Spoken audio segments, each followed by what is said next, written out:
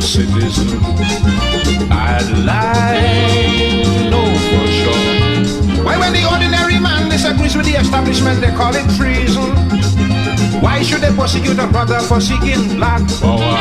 Don't they know a blind man could see that this is blatant hypocrisy? The real traitors and them are all high in society. Yet the government protecting all of them and penalizing you and me.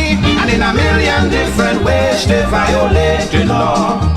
It's the same masters who oppress the poor. They sell in black market, making excess profit, paying a starvation salary. These good citizens are the architects of economic slavery.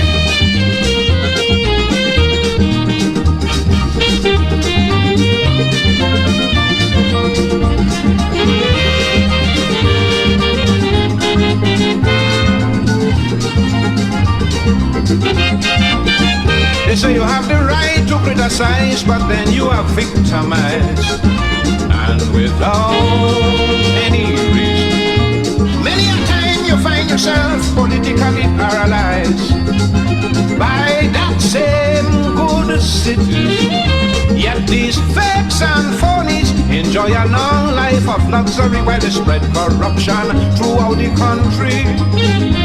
When they should be arrested, they're protected and respected in this society. Pull up the tune! Pull up the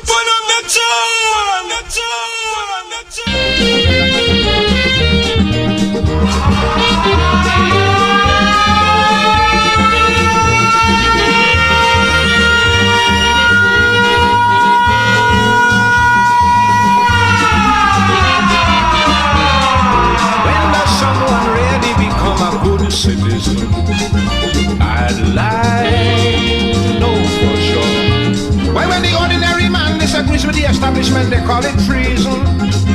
Why should they persecute a brother for seeking black power? Don't they know a blind man could see that this is blatant hypocrisy? The real traitors and them are all high in society.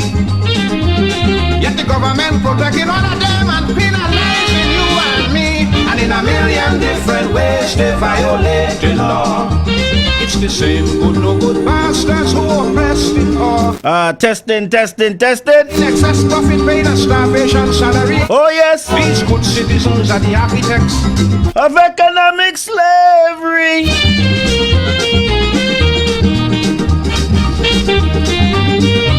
Hey, don't get confused. Yes, Dave Beef Joseph in the house. Real Talk is in the house.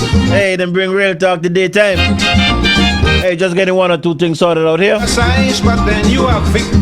We'll be up and running in a few minutes time. Without Let's go work with me, doc. reason. Check me, doc. And you find yourself politically paralyzed by that same good citizen. Yet these fakes and phonies enjoy a long life of luxury while they spread corruption throughout the country.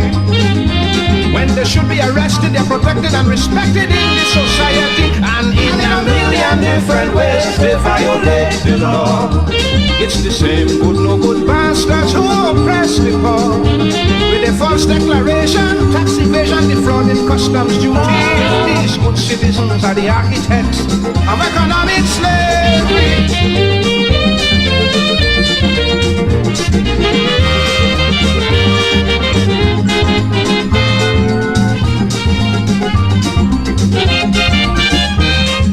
When does someone really become a good citizen? I'd like to know for sure. Why when the ordinary man disagrees with the establishment, they call it treason? Why should they persecute a brother for seeking black power? Don't they know a blind man could see that this is blatant hypocrisy? The real traitors and them are all high in society. Yet the government protecting all of them and penalizing you and me. And in a million different ways they violate the law. It's the same good no good bastards who oppress the poor. They sell in black market, making excess profit, paying a starvation salary. These good citizens are the architects of economic slavery.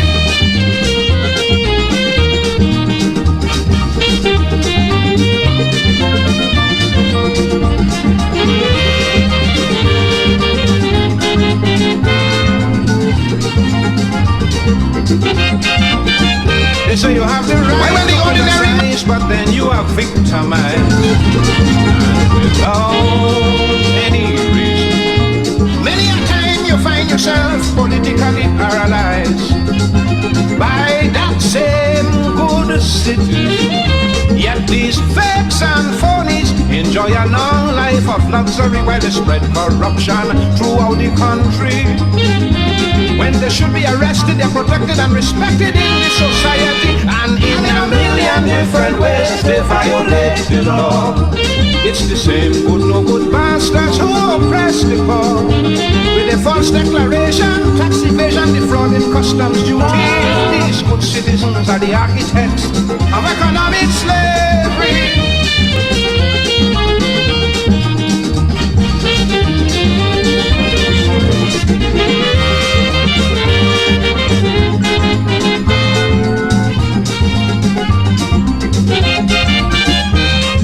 When does someone really become a good citizen? I'd like to know for sure. Why when the ordinary man disagrees with the establishment they call it treason? Why should they persecute a brother for seeking black power? Don't they know a blind man could see that this is blatant hypocrisy? The real traitors and them are all high in society. Yet the government protecting all of them and penalizing you and me. And in a million different ways they violate the law. It's the same good no good bastards who oppress the poor. They sell in black market making excess profit, paying a starvation salary. Hey, sons of the man. Good citizens at Hey, the mighty Sparrow. economic slavery.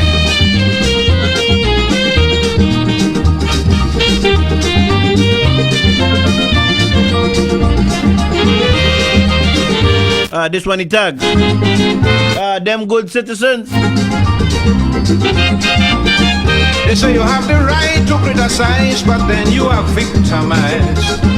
And without any reason, many a time you find yourself Politically paralyzed by that same good city. Yet these fakes and phonies enjoy a long life of oh yes where they spread corruption. throughout the country. When they should be arrested, they're protected and respected in this society. Boom! And in a million different ways they violate the law.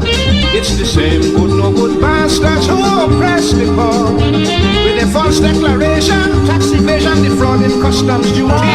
These good citizens are the architects Of economic slavery.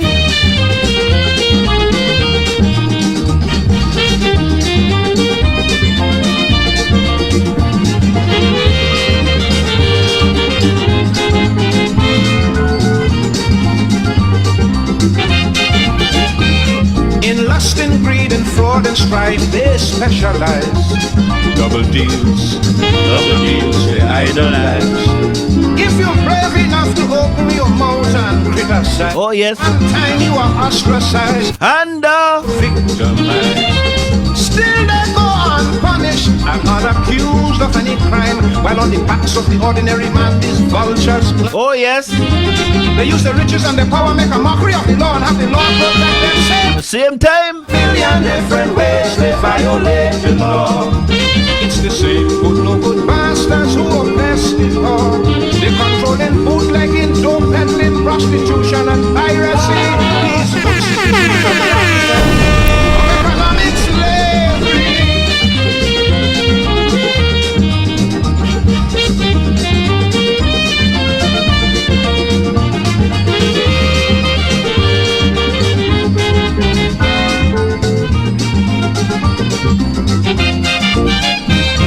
Studios located in the capital city of St. John's, Antigua in the Caribbean Sea. Okay, stop that. And our transmitter located at the highest point, Buggy Peak in the parish of St. Mary. This is ZDK Liberty Radio International 97.1 FM, the People's Radio Station. Are you ready? Are you ready? Let's get ready to rumble. Yeah, I told you, you have to stand for something. Sometime at a time, imagine, hey, yo, it might be a lot of vibes and things and stuff, but yo, just stand up, man. You have to stand up as a man, you know. Any man that can't stand up for what they believe in, then the word, the style that they walk over just. Say that again. Yeah, I told you. Say that again. Any man that can't stand up for what them believe in. You hear? I'm saying a word. Just silent and walk over. Tell them no, I'm nobody's Negro. I only promoting truth that they cannot refute. I tell them no, definitely no, I'm nobody's Negro. Righteousness is my best friend. Ethics and morals I defend them. I tell them no, no damn reward could turn me so. Yesterday, today, tomorrow, I'm nobody's Negro. No, no, no. Oh my, oh Lord. But I'm already digging that, digging the thing, digging the thing. Oh Lord, oh no.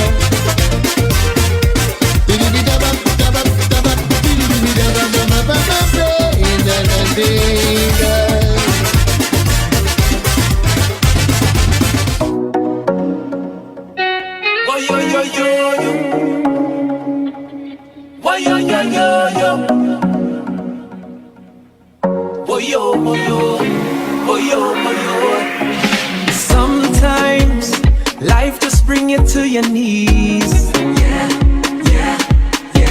And sometimes life just bring you everything you need. You have to learn how to roll with the punches. You have to learn how to stand firm in your place. You have to learn how to speak to your mountains. Tell them to move out your way. Move. Cause my blessings, you can't stop it. And you can try all you want to, you can't block it. My foundation firm and you can't rock it. No, no, you can't rock it. You can't stop it. And that's why I go stay grateful. And Jaja, he good to me. Yes, good morning, Antigua Barbuda. Although they tried to bring me I feel a little strange saying that. look how I never had Yes, real talk. on the table. In full cry. Grateful, grateful. Hey, from 11 a.m. to 2 p.m. I've just put all kind of thing in your pot.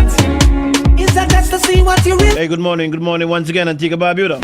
Let me say good morning to our Caribbean neighbors. want, yeah. They're locked into ZDK Liberty Radio 97.1. Learn how to roll with the punches. You have Let me say good night, boy. to place. Yeah, gotta make the switch. Learn how to speak. Hey, good morning to St. Kitts and Nevis. Tell them Good morning to Anguilla. Montserrat. move. How you doing, modeling? Blessings you can't Hey, good morning to Dominica. St. Lucia, St. Vincent and the Grenadines. block it. Hey, good morning also to Barbados. Grenada.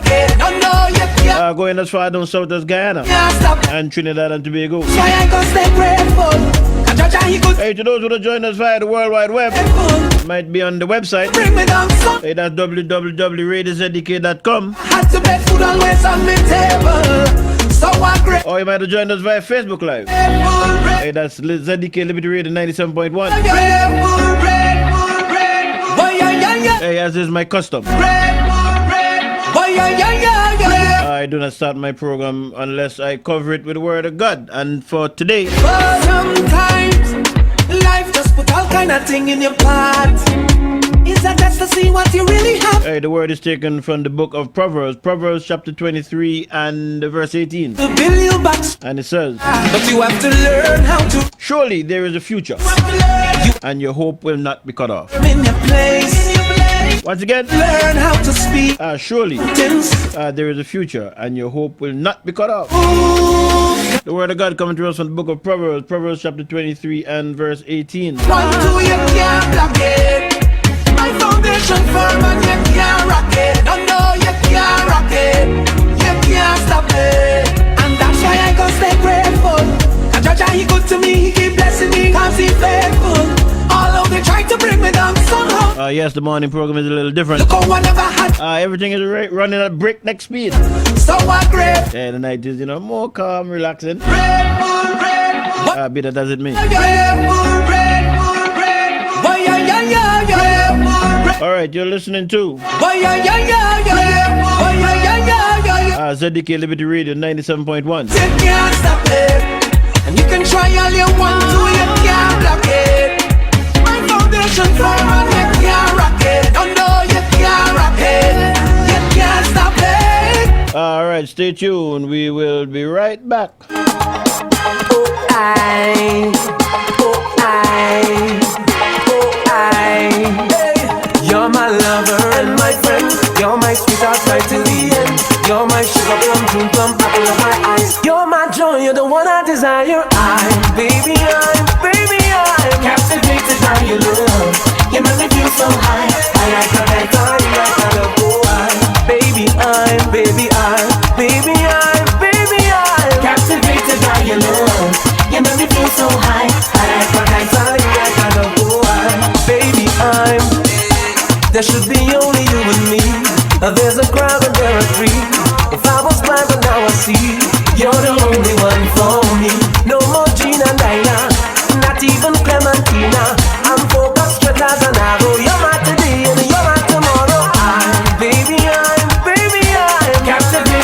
Yes, well, let's go now. You make me feel so high.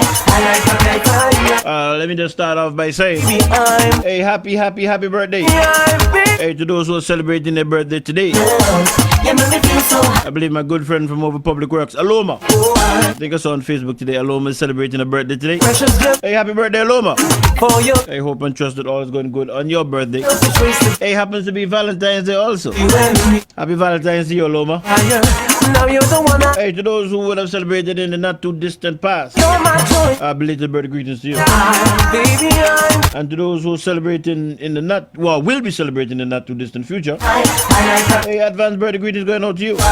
Baby, I hope and trust that all goes good on your day when it comes around. I'm captivated by your love. Yes, and for those of you who are celebrating Valentine's Day, I like her. you know, I have this argument going from time to time. You're my Some people don't celebrate, some people celebrate. sweetheart. Right Hey, well, for those of us who celebrate Valentine's Day, from apple of my hey, let me just wish everybody a happy Valentine's Day. me love me, girl, love me. Love how you treat me, girl, treat me. Love how you Hey, what a day to start in the morning on Valentine's Day. promise that you never leave me. Baby, I'm Hey, sounds of the man Tien Winter. captivated by your love. This one he tags Baby I. I like her right. You know, I'll probably use those music, you know, for the different intros and that kind of stuff. Baby, I'm Being Valentine's Day, captivated by your love. hey, keep a little love in the air. Feel so high. A little love in the air on Real Talk. Hey, right here on ZDK Radio. Baby, there should be only you and me. There's a crowd and there are three. If I was blind, but now I see you're the only one for me. No more Gina, Diana, not even Clementina. I'm focused straight as an arrow. You're my today and you're my tomorrow. Baby, I'm captivated by your love. You make me feel so high. I like the night time, like the whole baby, I'm captivated by your love. You make me feel so high. I like the night time, like the whole baby. All right.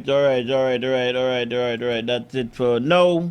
Let me just get into the real thing. The time in studio, 11:22 a.m. And, you know, I'm just trying to make the adjustment from night to day. Well, that sounds like my partner, night. From night to day. Let me just take this call and see what's going on over there. Good night, oh boy. Good morning, caller. Hello? How are you doing? Oh, what up? You on there? Yes, I am. Who am I speaking with? Okay, take me off there. I can't take you off the air right now. You're going to have to call me back when we go to break. Okay. All right, man. Take care. All right. I don't know who that is. Yes, I was saying I'm just trying to make the switch from night to day. That almost sounds like my partner day, night to day. Yes. Well, for those who are wondering exactly what's happening, you're in tune now to Real Talk. And as I would have announced, when was that now? That would have been in January. Yeah, when I came back from the Christmas break, that Real Talk will be moving from Saturday night to Wednesday mornings from 11 a.m. to 2 p.m. And as I've been saying, it's different in the daytime. There's commercials to play, so those breaks have to come in. We're going to be going to the news package. We're going to extra out maybe about 10 minutes to 12, 5 minutes to 12 thereabout. Then we have the news package that runs us roughly between 45 minutes to an hour, I'm told. And then I get back on from 1 o'clock and I finish at 2 o'clock. So that is going to be the situation, and I'll be here, God's willing, once the day doesn't conflict with anything that I have to do for my consultancy. For those of you who are on Facebook, you'll see my shirt, Elaine, that's Joseph Consultancy. I'm gonna have to have somebody fill in or have a program fill in if I have to have a matter at the Labor Department or the Labor Department or beyond on a Wednesday. So let me just make that known from the very beginning. So yes, you know, some time ago, for whatever the reason, the Saturday night became available, and Sean got in touch with me after I would have been off radio for a while. Sean got in touch with me and asked me if I could do the night program. And I said, sure, no problem. I don't have nothing doing. So that's how I started doing Saturday nights. Might have started that, what we know, in February, so might have started that maybe October, September, October. I'll have to go back to look and see. But you know, as old people would say, you know, what pussy you play with, dog well want, or one of the two. So after Real Talk started, I started hearing all kind of conversations, and I indicated to Sean exactly where I stood, and that was the case then. But since then, Sean has had some reasoning with me, or some talking with me, showed me certain vibes, and I said, okay, no problem. I'll switch from Saturday nights to Wednesdays. I should have started the first Wednesday in February, which should have been last week, but the cold or the flu or whatever it is, was trying to hold me down, so I didn't want to come around being around people and stuff and that kind of stuff. You know, you have to be a little sensitive and respectful to other people. Situation ever since COVID, you know, people are very touchy when they hear people coughing and that kind of stuff. So I said, you know, I said to Sean, now let me start this week, and yes, I am feeling a little bit better. So that is what is happening. For those of you who are wondering, what's happening? How come beef is on the radio? That's what it is. Kamara too long. Somebody tell me that's a burner counting tomorrow. But anyway, bless up yourself. See you on the live there. Yes, so that is what the situation is going to be. Telephone lines are open. 462-1100 if you want to give a call to have a discussion on any topic. If you want to bring anything to the public's attention, feel free to do that. There's so much things happening right now in the country. So feel free to do that. 462-1100, that's the telephone number that gets you online. Some persons might not, burnout. Somebody tell me it's a burnout count to land.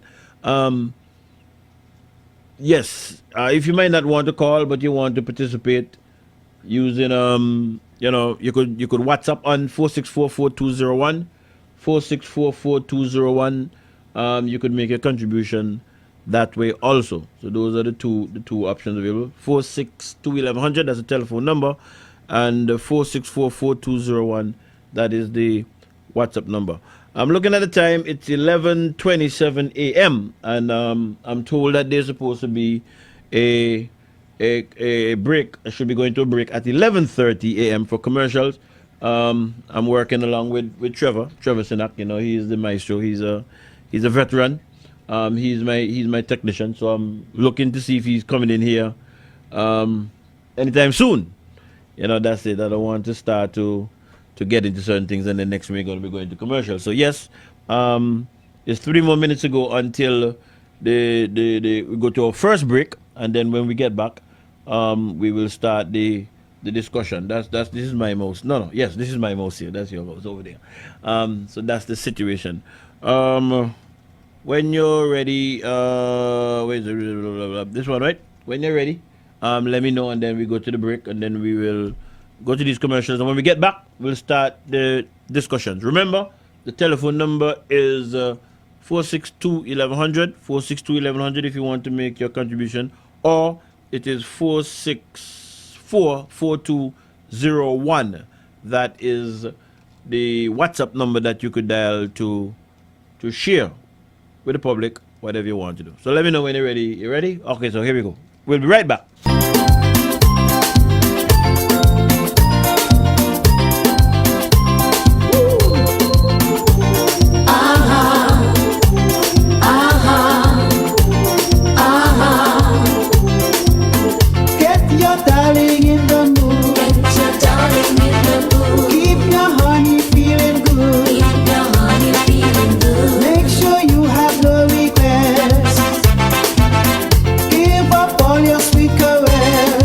Yes, I remember today is Valentine's Day.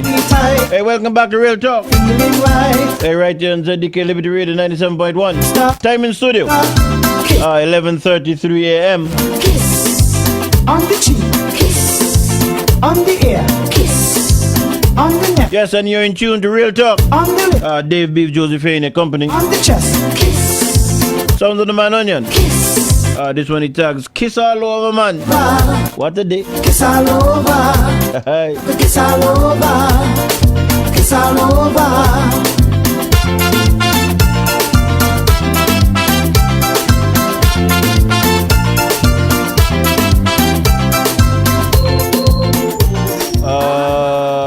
Right, yes, so that has the case. That's the case there. The man Onion, Kiss All Over, man. We can't imagine. I'm not gonna say nothing much about that because I remember the days going back when we used to be into this Valentine's thing. You know what I mean? So can't imagine. There's a thing that I normally see on Facebook with a man running a lady. He have flaws. You run a lady boy on Valentine's Day, and then 9 months after she run he with she big belly, and he run for she, here run for she. A word to the wise is sufficient. That's the most that I will say. Well, yes, as I said earlier, I haven't been on since January. To maybe the last week in January, last Saturday in January, and so many things would have taken place. Since then, the country is abuzz with topics, for discussion purposes. There's a situation with the Mount St. John's situation. That's a hot topic. Ministry of Health is certainly having its challenges, both at the community clinic level and also at the Celeste Bird Mount St. John, Celeste Bird Medical Center level. We would have, for those of us who follow this discussion, we would have we would have actually seen some pictures being circulated also as to the condition that's up there. And within recent times, there's some work ongoing. I thought I saw an article where they say that they're extending the waiting area, I think, in the casualty department, and making some strides also with some work had to be done to the floor, and also there were some issues with the air conditioning, which I believe I read another story that would have said the priority areas would have been fitted with some temporary air cons and them kind of stuff. So things are getting ramped up in terms of the work that needs to be done to bring us back to equilibrium, in my opinion. But there is some challenges. There's no two ways about that. I'm a man that I listen to most programs. I shouldn't say all. It's not all. I don't listen to all. I listen to most programs, and I hear the discussions from both sides of the aisle as to our situation right now. On one side, all is well, hunky-dory, and on the other side, most is not all that good. We live in Antigua, you live in Antigua, so you know what the situation is. And to my mind, the question that needs to be discussed, or what needs to be on the table, should be, how did we get to where we are now? Whether within reasonable expectation, we would have believed that we would be at the position where we are now, and what do we do to make our situation, or to begin to make our situation better? Because I don't think at all that it's going to be an overnight fix, irrespective of whether the Labour Party is in government, the UPP is in government, DN is in government, Go Green is in government, whoever else is in government. I don't think that is going to be an overnight fix at all. I think that we're in a pickle in this country. There are more the things that needs to be done across the country. And it's going to take discipline, in my opinion, and it's going to take us years. It's going to take us years, in my opinion. So I, for one, I'm not really taken up with the glib that I would have heard some people talking about, that, this is where we are, blah, blah, blah. No. As a matter of fact, as I was getting prepared for the program over the weekend, I was asking myself that question. With all you're hearing from the different political advocates on both sides of the aisle, what can you use as a reasonable level, a reasonable metrics to see what's happening? And to me, I am going to be using what I hear the technicians in them say from time to time. I'm going to be that's what's going to be my guide. What I hear them saying, and then I'll juxtapose that against what I see on the ground, and then I'll make my own determinations from that. I can't but remember that interview that was on ABS by the leading up to the budget debate, when the ABST was increased by 2%, moving it from 15% to 17%. I personally believe that a lot of information was given by the technicians in that interview. The FS and the gentleman who runs Inland Revenue, I think his name is Jermaine, if I'm not mistaken. I think that especially the FS gave some information that is telling, and I'm prepared to accept, or I'm prepared to be guided by what she's saying, the information that she would have given, and as to the reason why they made the recommendations that they would have made. You know what? I need to bring up my WhatsApp. To make sure that is in place. Yes. So that is what I'm going to use as my guide as we go down the road, because you're going to hear the Labour Party supporters. They're going to portray the situation from their standpoint. UPP supporters, they're going to portray the situation from their standpoint, and somewhere in between there is the reasonable position. And I believe in between there is where the technicians and them come in. So that will be my guide. Back in January, I was listening to the news, and I heard Mr. Matthias, I believe that's his name. I'm not sure if he's the director or the general manager or whatever for Social Security. And the discussion at the time was about, based on an actuarial study that was done, it was suggested that the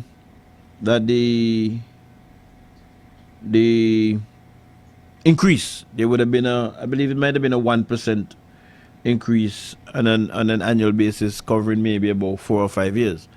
If I'm not mistaken, if not this year, next year is supposed to be the final year in relation to the recommendation that were made by the auditor, oh Lord, how the word escaped me? Not auditor. Auditor is not the term. Actuary, by the actuary. Dave is supposed to know better than that. You working at that for so long. And the comments that Mr. Matthias made to me was quite interesting. It was on the 23rd of January, and again, as I said, I wasn't on here, so I didn't share it. But I wanted to share it. I wanted to share it for those who might not have heard it, to give us an idea as to where we're still with Social Security. And as I would have said earlier, whomever is in government is going to take discipline, and it's going to take a lot to bring us back to equilibrium, in my opinion. I don't think it's going to be no easy road. I started speaking about the hospital. Now, this is Social Security. Let's hear Mr. Matthias. The rate increase for Social Security contributions will wrap up in 2025, offering ease to contributors to the scheme for the first time since 2016. But Executive Director of Social Security David Matthias says with reviews of Social Security schemes happening all over the world, the change may not be permanent for long. Worldwide Social Security schemes are undergoing reviews, and for a change to be sustainable, contribution rates should ideally be around 25% or more. We are, as a Social Security system, actuarially underfunded. That is to say, the actuaries would tell you what we should be seeing is contribution rates of 25% and more in an effort to actually bolster Social Security, where it can play all of these benefits, short, long, and operating expenses together. Currently, 9% of the revenues collected from employers and employees go towards paying pension to retired persons. Even while the scheme has made significant improvements in collections over the years, Matthias says after the increase stops, the monies collected will not be enough to sustain the scheme long term. Come 2025, Social Security continues to find alternate means of funding Social Security's operations and benefits, and that can only be through a strategic divestment of some elements of its portfolio, the development of investment in other areas of its investment portfolio, where the return or the yield on that is sufficient to augment, supplement, and enable us to discharge our function with ease. Simple reality, easy question to ask, very difficult in its execution, is finding that ideal mix between contribution income and investment income, that is to say investment yield, that results in us having sufficient monies to pay. The government on averages contributes $3 million in subsidies to the scheme. As the scheme is dependent on how many people from the labor market contribute, a declining birth rate and aging populations are decreasing the pool of people who contribute part of their income to the scheme. We must draw light to the fact that we need to have more children. We also must draw light to the fact which we have, and which thankfully the government focuses itself on, issues of distribution of income within Antigua and Barbuda. Because if you look at the reality of what is in the labor market, 85% of those persons who are working earn $4,500 and less, call it $5,000 and less. So it means that there's a very small amount of persons who are making above $5,000 up to a ceiling of $6,500. That is something that needs to shift. Because the other reality, other than the declining birth rate, is the fact that we are an aging society. We're an aging society where the older you are is the higher earning you are. It therefore means that persons who are 50 and above, right, they're earning near the Social Security ceiling or greater. Those are the persons that you need working longer, because if you brought more younger persons in, you have the numbers, but you have numbers at lower rates of pay. Right, so that is Mr. Matthias, and I found it quite, what you're saying, quite interesting. For those of us who believe that we were going to be getting some relief maybe in 2025, that might not be the case. But listen to the end part. For this is a kicker for me. Means that there's a very small amount of persons who are making above $5,000 up to our ceiling. Let me go back a little bit before that. Draw light to the fact which we have, and which thankfully the government focuses itself on, issues of distribution of income within Antigua and Barbuda. Because if you look at the reality of what is in the labor market, 85% of those persons who are working earn $4,500 and less, call it $5,000 and less. So it means that there's a very small amount of persons who are making above $5,000 up to a ceiling of $6,500. That is something that needs to shift. Because the other reality, other than the declining birth rate, is the fact that we are an aging society. We're an aging society where the older you are is the higher earning you are. It therefore means that persons who are 50 and above, right, they're earning near the Social Security ceiling or greater. Those are the persons that you need working longer, because if you brought more younger persons in, you have the numbers, but you have numbers at lower rates of pay. Right, you hear that? The older you are, is the more you contribute to Social Security. And when I heard that, I smiled to myself. I said, I wonder if that's another way of saying. And we would have heard that even though the Social Security, the pension age is now at 65, I have heard discussions that too might be extended further.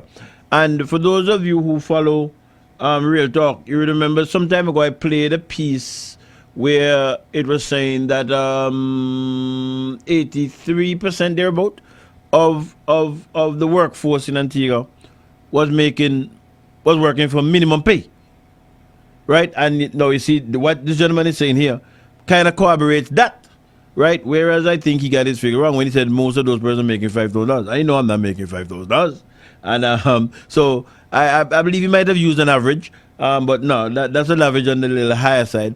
But it's quite interesting to me when you would have heard that those over 50, 60, those are the ones who are making the money that can make a contribution into Social Security that makes a difference, and you will see that going into the future in relation to the sustenance of Social Security.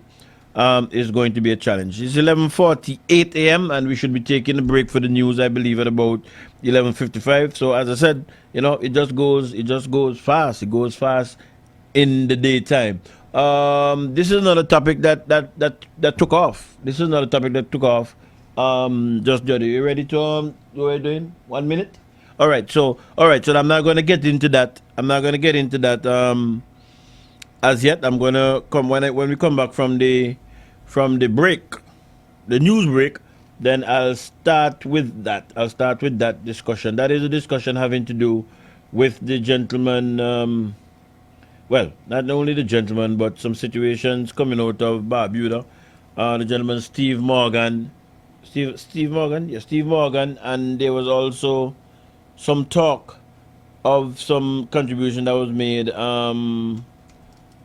by the Spanish government, if I'm not mistaken. That has been a topic of discussion over the past couple of weeks. We're going to be touching down on that. So we'll look at that when we get back from the lunch break. You're listening to 97.1 FM. Stay tuned. You're back in tune with Beef here on Real Talk, and I'm with you for the next 8 minutes. It was my error. We take a break at 11:50, and then we go to the lunch break at 12 o'clock. So that was my error there. I thought we were going to the news at 11:50. We actually go to the news at 12 noon, which is in another 7 minutes from now. Thanks to that, Trevor. Anyway, let's go with where we're going with the situation with Steve Morgan. Let's go there. Meanwhile, Walker's added to his list of inquiries for the government U.S. $550,000 that was given by Spain via diplomat to go towards the Barbuda relief effort. This amount is in addition to the U.S. $1 million that was sent by an international charity 6 years ago, but was never received by the Barbuda Council to assist with hurricane relief. I have information as well, since I made that announcement about the $1 million. That another $550,000 was given by Spain to Antigua and Barbuda via diplomat.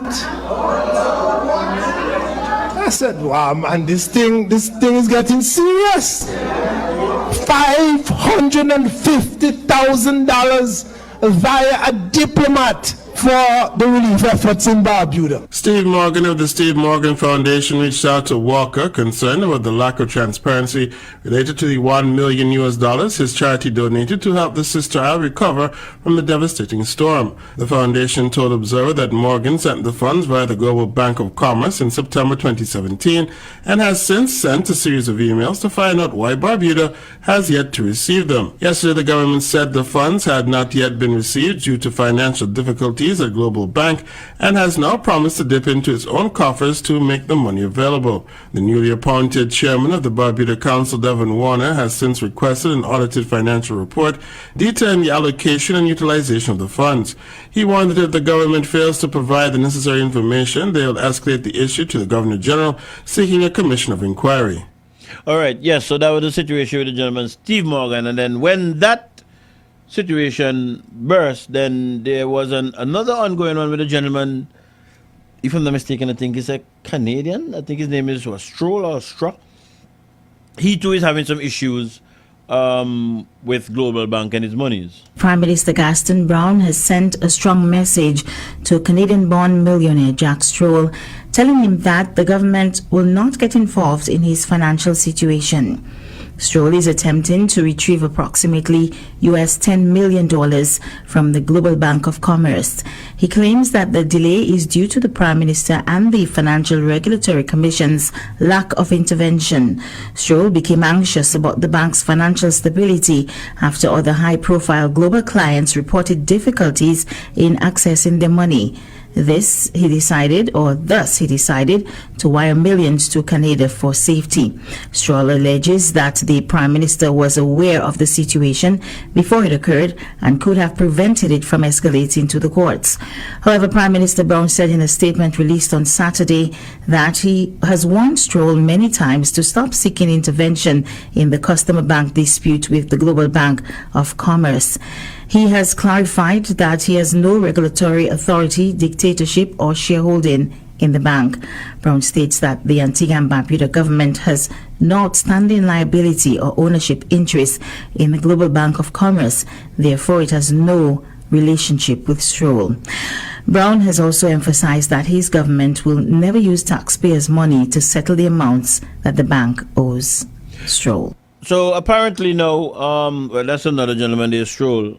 I think he went to court to get access to his money. I think the figure might have been 10 million US or thereabout. And the matter was supposed, well, at least the bank was supposed to give some information to the court as to why the order wasn't carried out. And I believe around the time, the gentleman who, I'm not sure if he's the managing director or whatever, he runs the bank, he had went on official business, government business. That's when the last delegation of our officials went to China. He was a part of that delegation. Justice Rennie Williams has adjourned the oral examination of a judgment against the Global Bank of Commerce Limited until February 23rd. The scheduled hearing, which was set yesterday, had to be vacated due to the absence of the bank's chairman and CEO, Brian Stewart Young. Stewart Young is currently on government business in China. The hearing was supposed to address the oral examination of a court judgment against the bank following a lawsuit filed by two depositors who claim they are unable to withdraw millions from their accounts. One of the depositors, Antiguan resident Jack Stroll, alleges that the bank is insolvent. Stroll, along with the Netherlands Services S.A. Nevis, lodged a complaint against the bank and its CEO, Brian Stewart Young, at the High Court on June 27, 2022. In an email obtained by the Observer, dated December 29, 2023, Brian Stewart Young claimed that the bank has satisfied nearly half of the money Jack Stroll seeks and is committed to completing the balance as soon as possible. However, Stroll disputes this, stating that he has received only some amounts of the money and insists on receiving the full balance promptly rather than in small, staggered amounts. The issue of cost was also slated to be determined yesterday, but due to the absence of the CEO, the proceedings had to be adjourned. The next date is February 23rd. All right, so February 23rd, that's a little bit more than a week from now. We'll hear some more as to what exactly is happening over there at the Global Bank. It's 11:59 a.m. We're going to go to the lunch. Stay tuned. Hey, and once again, hey, to those persons who are celebrating Valentine's Day, hey, happy Valentine's Day to you.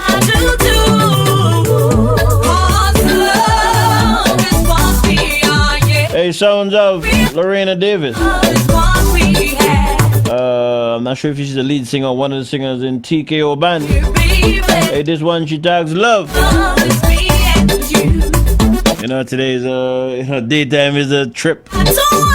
Yeah, man, still feeling my way through. Trying to make the mental adjustment. Anyway, I'm a quick learner. One or two little kinks we have to work out. Yeah, but we're here.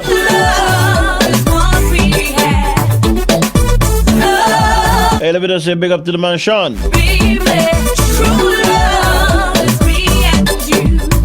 Hey, that's Sean Bird. Hey, me not gonna tell me, make Trevor tell you, Sean. Hi.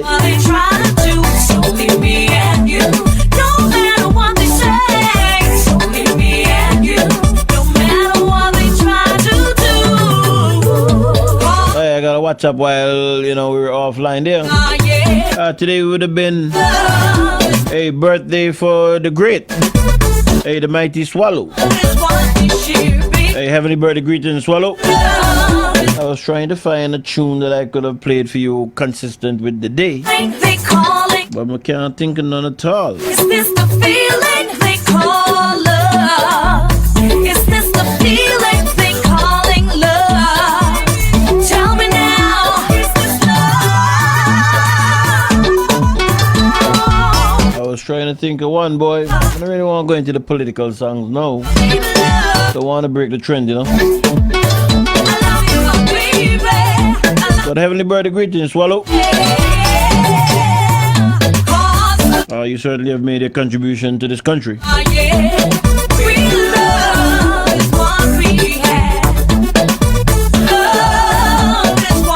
Well, before we went to the news break,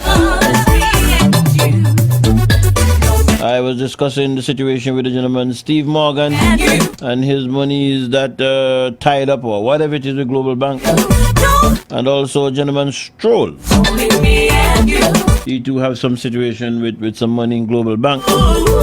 And I played another clip, I believe the latter part of about in a week's time, so maybe about what is the 21st or 23rd, somewhere between there. The gentleman from the bank should be going to court to indicate to the bank, indicate to the court what exactly is happening with relation to the order that the court had given, and that seems to be an issue. You know what I mean? That seems to be an issue. There's just something, seemingly amiss there. I think it's this morning I listened to the news, and the gentleman in question was asking for some further information from the bank as to some sort of a certificate of good standing that they should have gotten from FSRC. And from what I'm hearing on the radio, FSRC has in a general way spoken to the situation from this angle, from its angle in terms of doing spot audits and them kind of stuff, but nothing too much. And as I was just here waiting on what is happening, I was reading the newspapers and I see an article on the Antigua Newsroom, Antigua Newsroom website, that I was about there. Caption: Government's failure to honor Stroll's T-bills. Government failure to honor Stroll's T-bill will muddy the country's investment climate, Isaac says. This is from that's Isaac being Ms. Giselle Isaac. What's the position? I think she's chairman of the UPP. And this is coming from their news. This article is coming from their news site, Real News Antigua. The government's failure to redeem treasury bills issued to businessman Jack Stroll could have negative implications on the country's financial sector and investment climate. If Stroll is unable to redeem his US $10 million in treasury bills, says Digital Isaac, chairman of the UPP, this would not augur well for future interest in the country's T-bills.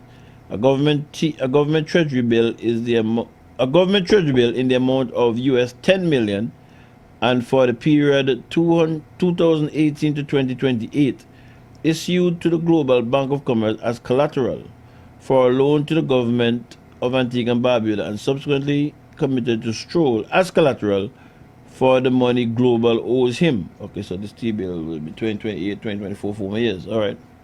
According to court documents filed by Stroll, the Brown administration promise of early redemption of the treasury bill did not materialize, and Stroll subsequently took the matter to court. Let me reverse it a little bit. According to court documents filed by Stroll, the Brown administration's promise of early redemption of the treasury bill did not materialize, and Stroll subsequently took the matter to court. Prime Minister Gaston Brown retaliated by referring to the businessman as greedy and politically motivated for wishing to withdraw his funds, which Brown stated were tied up in national development. Isaac says that no matter the length of time, the government will have to ensure that the depository Isaac says that no matter the length of time, the government will have to ensure that the depositor receive his monies. If the T-bills are not honored, she says that no one will have confidence in any treasury bills issued by the government of Antigua and Barbuda. And according to her, this situation is leading to a path of destruction.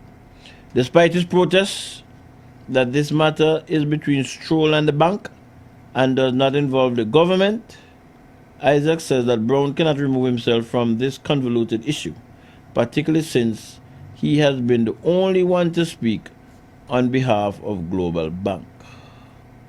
Meanwhile, Isaac says she is very curious to learn in which national development project Stroll's money is tied up, based on PM Brown's explanation. According to Isaac, the Brown administration is scaring off credible investors, since this is not the only matter in which the Global Bank of Commerce has failed to fulfill its financial obligations. She makes mention of the Steve Morgan Foundation Hurricane Relief donation of US $1 million to the people of Barbuda, which is yet to reach them. Again, like the Stroll case, no one from the bank has addressed the issue.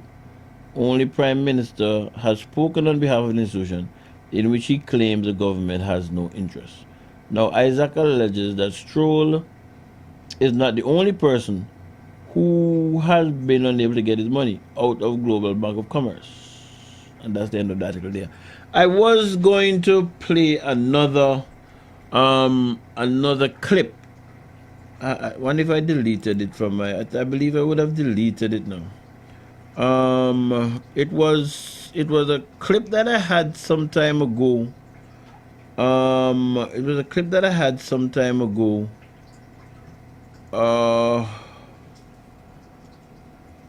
I'm just trying to remember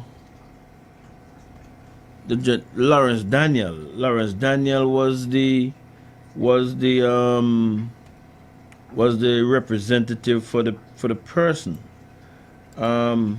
Because I'm just trying to find all kind of things here, you know. Lawrence Daniel was the person. Oh boy. I when just now she says that is not the only person. I was kind of confused when I saw that, or when I heard that clip. It kind of confused me because I was saying to myself, wait, but this is not for either the foundation or the man what's his name, Stroll, whatever his name is. But you know, in trying to get my stuff here sorted, I said I wasn't going to play that, but I'm just trying now to BOI bank order to pay deposit. Yeah, that's it. BOI bank order to pay deposit. Bank, BOI bank. Okay, nope, I'm not saying that. Or the order to pay deposit. So now I just read that article there. This is now going to be, this one 2022 58, 2022 58. Give me 1 second here. Let me see if I could pull it up. 2022 observer. Newsco, the Newsco, right? That's the name thing. 58, I said 58. Let me see if it is. I'm safe and accept to say that we need to take an action against the Boy Bank and the FSRC, and we filed an injunction, and the court, having listened to the arguments, has indeed issued the injunctive relief as we claimed. And in keeping with those relief, the order of the court was that the first named respondent, being BOI Bank, was to pay the sum of $2.5 million into a separate interest-bearing account, right, until further order of the court. Okay, and more so, they are to file a certificate of compliance. Okay, the FSRC is the Financial Regulatory Commission, and therefore the FSRC is responsible for IBCs and more importantly for regulating the bank in Antigua and Barbuda. In fact, the bank is subject to the laws of Antigua and Barbuda, and every year for the renewal of the license, is the FSRC who renews the license for the bank. And as such, FSRC is responsible for every acts and omission not acts and omission, but more importantly, responsible to ensure that the person who is operating under the license, operates with a measure of integrity, and more importantly, so that the customer must get the protection that is required. And that's the whole duty of the FSRC. What are some of the implications for the FSRC, though? What very critical is this: is that in the event that the monies are not, the bank is unable to produce the funds, then clearly the FSRC would have failed, and as a result, it will have tremendous consequences that can flow. All right, that was Lawrence Daniel going back to 2022. The date is the 28th of November. 20th of November 2022, or thereabout. So just now when I read it being said that some other person's, I here is FSRC again in the middle of this whole thing. Some time ago, a few weeks ago, when the thing burst at first, the FSRC did put out a kind of general statement. I would deem it to be a kind of general statement.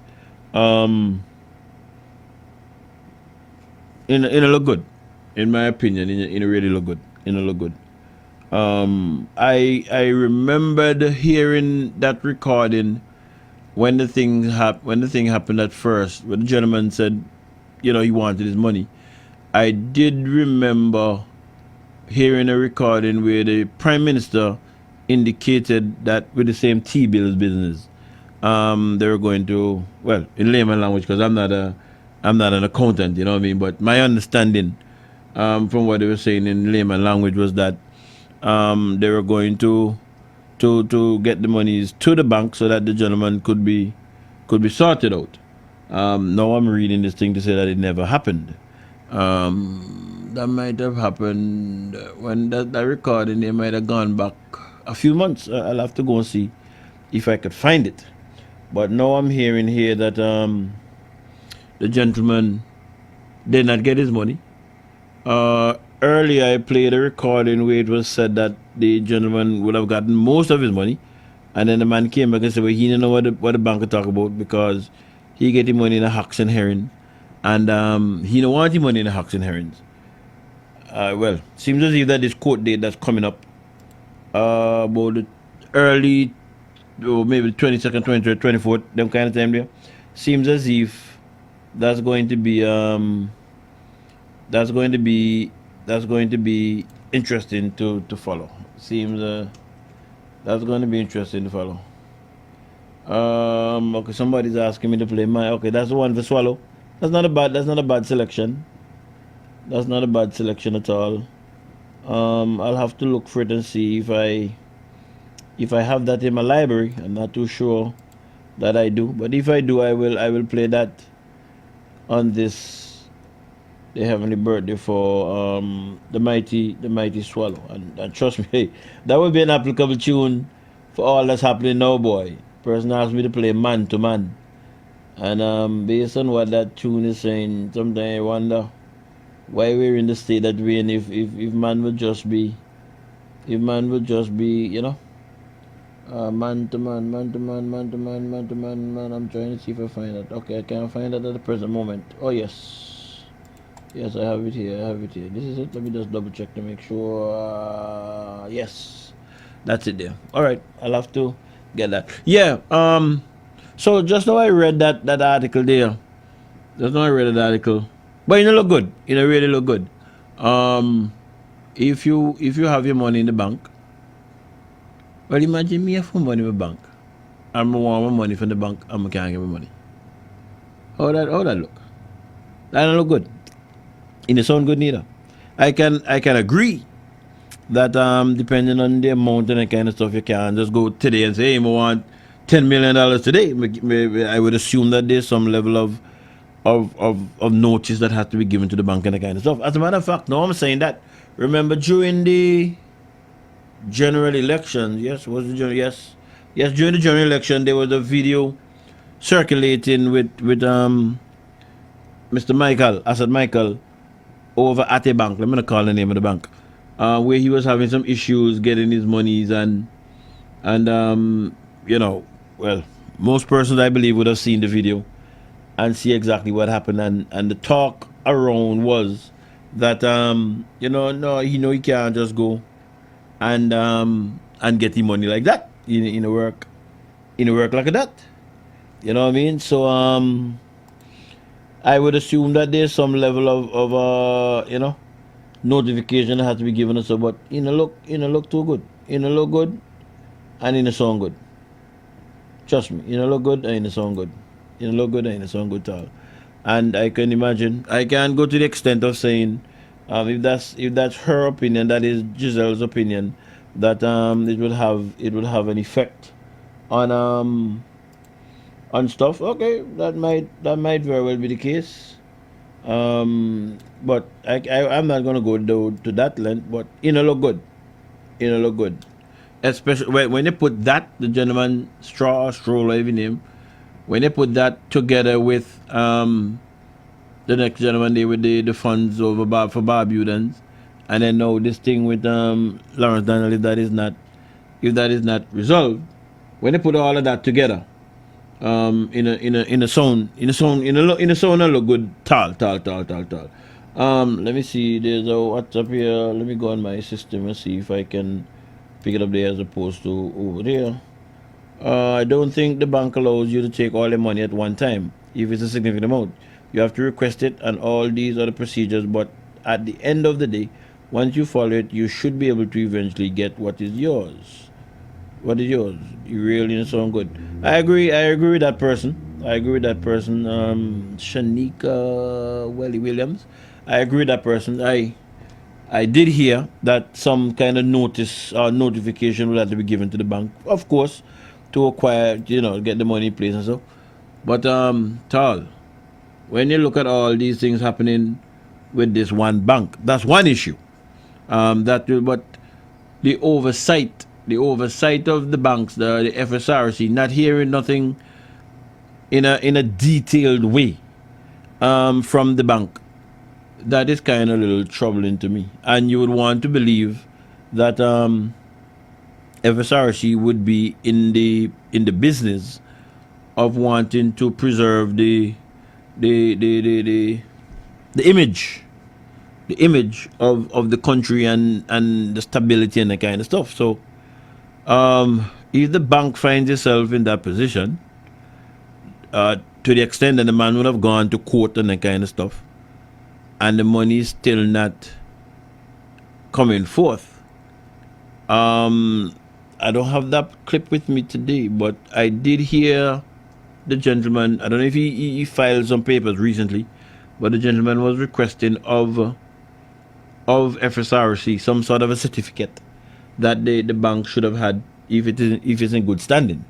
And that would be important information to have, because the question obviously that a reasonable person would ask is how could you say that you're in good standing and then this is a situation on the other hand.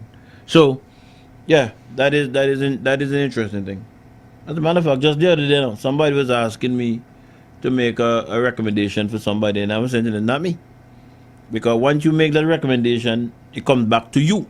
You're the person who recommend them, so they're gonna say, but if you know XYZ, what make you say XYZ? So look good, and I hope and trust that we can get this thing sorted out good for the benefit of our country and the beating that we're taking in the public, because it's not only that discussion is not only being heard in Antigua, it is being heard regionally and internationally, and who knows what persons are thinking based on what they're hearing. So yeah, as I said, as I was going through, I just saw that article popped up there on Antigua Newsroom, and I'm going to go back and look for that recording, because I remember the Prime Minister saying, after the gentleman, that was in the early part of the stuff, the Prime Minister saying that they were going to do something with the bills and blah, blah, blah, blah, blah. And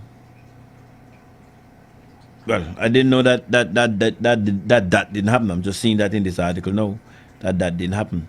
Well, then again, maybe it's me. As I said, I'm not an accountant, but of course, maybe if things that happen like that, the thing would not be dragging on and dragging on and dragging on. So that's me. Like, we're afraid to admit what might have happened here. The man, let me make sure I read them to us before and get me my namesake. Like, we're afraid to admit what might have happened here. Well, might. We don't know. The man gave the money.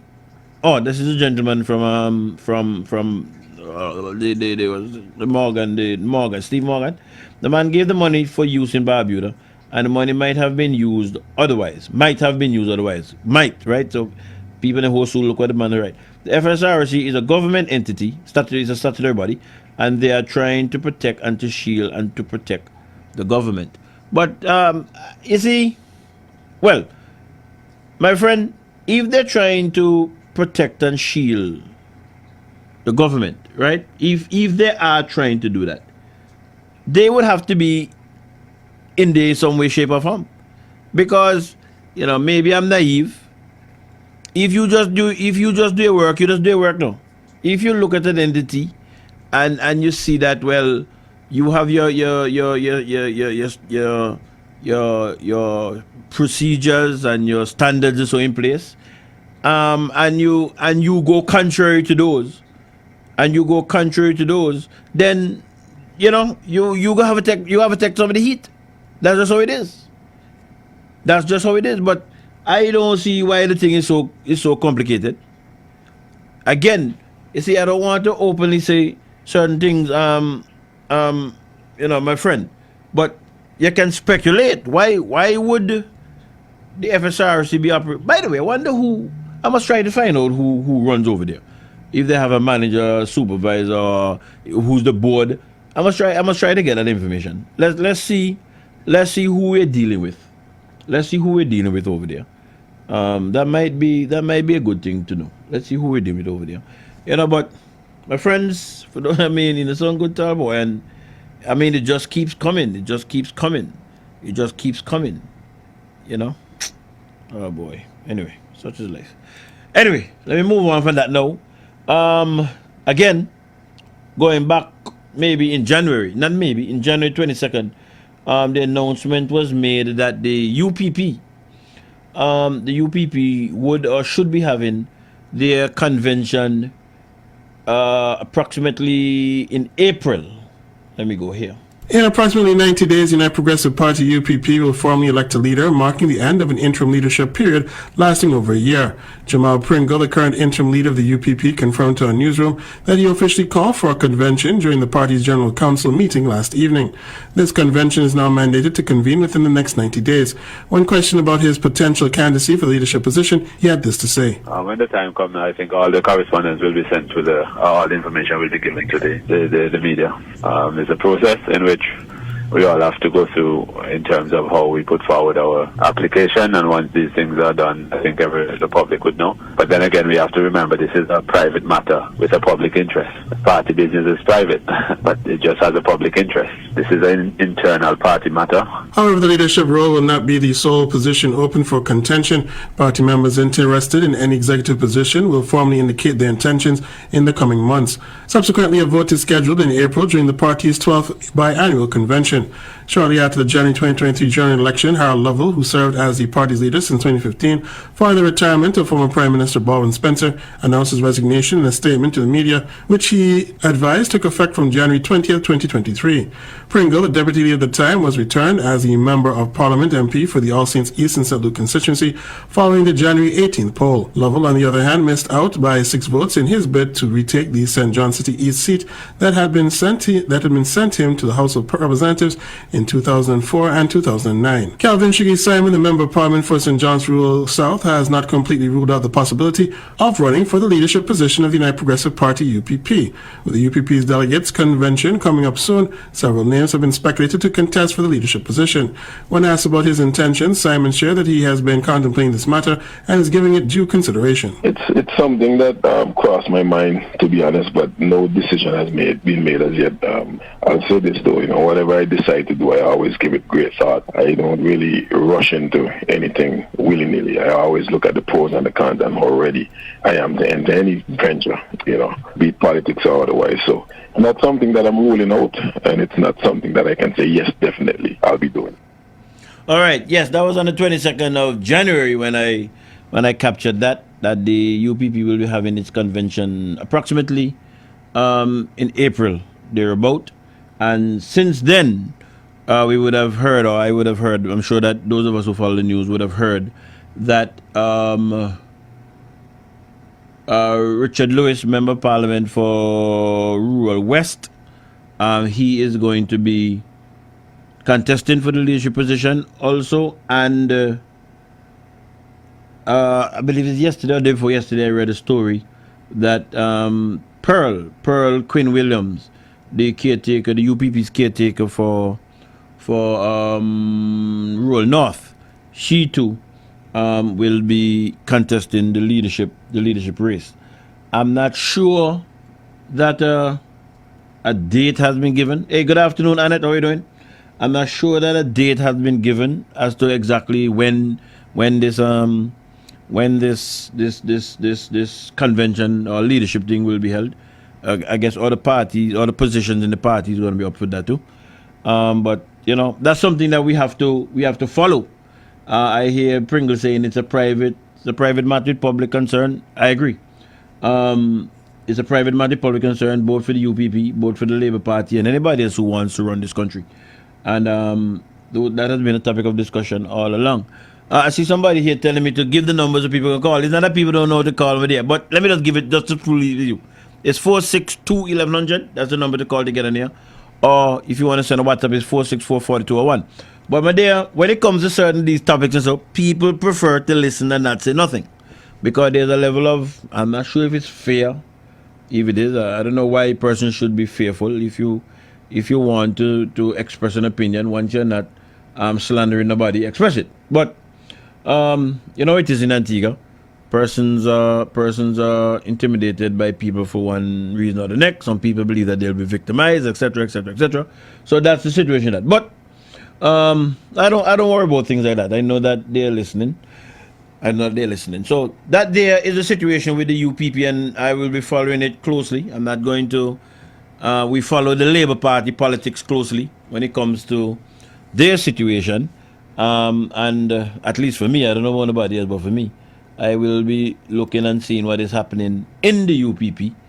I was asking some questions. They told me that 3 months notice had to be given. So I guess the notice has been given, so the ball has started rolling. Good afternoon, caller. What is happening here? My bad. Good afternoon, caller. Good afternoon, Dave. How are you doing? Who is it? Hey, how are you doing? Your body, man. How are you doing, Japonkin? Yeah, how are you, man? Happy New Year and so. Same to you, my friend. A long time I get in contact with you, man. Well, me cool. Me hear you all the while on the radio. Yeah. I'm just listening, man. I have no comment. I just listen to the show down. Okay. Sometimes I'm more better for listen now. Yes. Nothing wrong with that. Nothing wrong with that. How are you doing? Well, I make out. You know, them have sword me in the four corner. Some UPP sword me, some Labour right sword me. Me hear night to call for you all the time. Me hear night to say, Japonkin, why can I call you? I think somebody had gotten terminated. You know, doing that beef. You know, we can't get a piece with nobody in the four corner Antigua. The four corner Antigua. And you know, them enjoy it. The four corner Antigua. You're not talking to Mr. Knight. I'm afraid of Mr. Knight. You're talking Mr. Knight. What talk? And you know, look, it was like one enjoyment to them, you know? Yeah, man. We just had a piece. Yeah, but man. tell us soon, man. Just take it light. Right. You can't take all. Is the life short here? Everybody, some people drop down, so we have to enjoy it, you know? Yeah, so people, I will continue to listen to you, man. All right, man. Nice hearing you, Japonkin. Yeah, man. Yes. Okay, bless up. Okay. Yeah, the great Japonkin. I forget to tell Night Japonkin call me. Hey, Night, one of these nights, Japonkin just call you and just sort you out by a program, boy, because I'm not Japonkin afraid. Yeah, so, yeah, things are off with the UPP. I had heard a few other names. Well, Shugi had said there just now he's thinking about it or he hasn't made a decision. I heard another name of another gentleman. I haven't heard him speak about it publicly, but we just keep following. The Labour Party is getting its candidates together. So far, it held a primary in what's known Rural West, where the caretaker has been decided, Mr. Michael Joseph, I think his name is.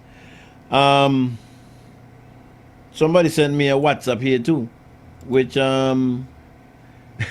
there's somebody like who's Commerce boy, Trinidadians or Guyanese. The little person loves Commerce. How would you feel if you put your own money and can't get it back, boy? That would be bad. And the Labourites are trying to justify this. I don't know how they're trying to justify that. How could that be justified? In any case of law, the burden. In any case of law, the burden the PM. They have to pay the man. That is true. It's just that the beating that the country, the image of the country might take until then, boy. Wow. Beef asks Shanika. Shanika? Oh, that's the person I read the stuff from just now. Ask Shanika if she and Denny's go and talk to Chet about their problems with. Okay, me now call the. Okay, but I can read that. I'm afraid they real talk this. Beef ask Shanika if she and Denny's go and talk to Chet about their problems with Lamin. Who is Denny's now? Okay, I see a Denny's V Francis here. I don't know who that person is. And I'm just looking at the comments. They have an issue with Lamin. Okay. Well, I don't know. I don't know if they went. Maybe they will WhatsApp or say if they did. I'm not sure what exactly is going on there. I did hear a lady call in on a program and ask of Lamin where you could tell the people in them in where would it be? All Saints West, when he would have told them certain things before, where you could tell them no. And she said, well, if Lamin come by, she could just have to just shut you in the face. I must look for the clip there. I must look for it.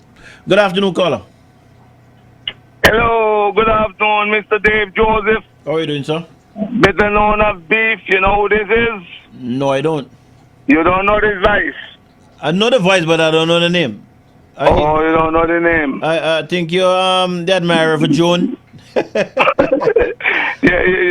to Mr. Knight. You never remember Joan's name? Well, Joan's name easy to remember. It's a Milton. Joan more easier. Yeah, man, that easy to remember. Oh, Milton, the taxi driver. Night say that you look after Joan good. Yeah, but what happened? He tried to cook me, and not that he tried he cooked me. Yeah, man. Because what he doing is switch me from Alice to Joan. So that's what happened. Yeah, he's a guy like that. Yeah, he's human, my partner, but sometimes he can be bad rough cat, Yes, but me not really vex with it, because me know it have sometimes it go and come. So, he's a good guy. My partner, good man, but sometimes when me get after he just put me off, Yeah, that's who he is. I mean, be like cool off, my friend. Yeah, that's who he I'm keep listening to you. Me for a long time I don't hear advice. I'm locked in. Okay. It is very interesting, because what happened in my country, what happened, the main thing with me, I sit down and I listen to different history of my country. That is very important. And what I really want, I know I'm not going to hear everything that is good, but I prefer to hear more good than that. And it is very frightening. And hopefully that we can get ourselves on track and try to, because you see, a good name is better chosen than wealth, which is within it. Because you know the scripture. Yeah, the elders. And if we're doing that, the name, you live and die with your name. True. All the millions will get scribbled in your life. And your name is gone. That's it. You live and take your name to the grave. That name is very important. Agreed. That's what I have to say. I'm keep listening to you. Good program. All right, man. Thanks for calling, man. Okay, my brother. Take care. All right, bless. Yeah, happy New Year as well, too. Likewise, you and your family. Yeah, okay, thank you. All right, then, bye. Yes, so as I was saying, yeah, we're going to be watching what's happening within the UPP. In the Labour Party, that process also is an ongoing process. You know, yeah, let me put it that way. That process is an ongoing process. And just going back to the WhatsApp, the WhatsApp that came in and asked about, what's the name? Denise and Shanika? And something with Lamin. I know, you know, in radio a lot of people talk to you.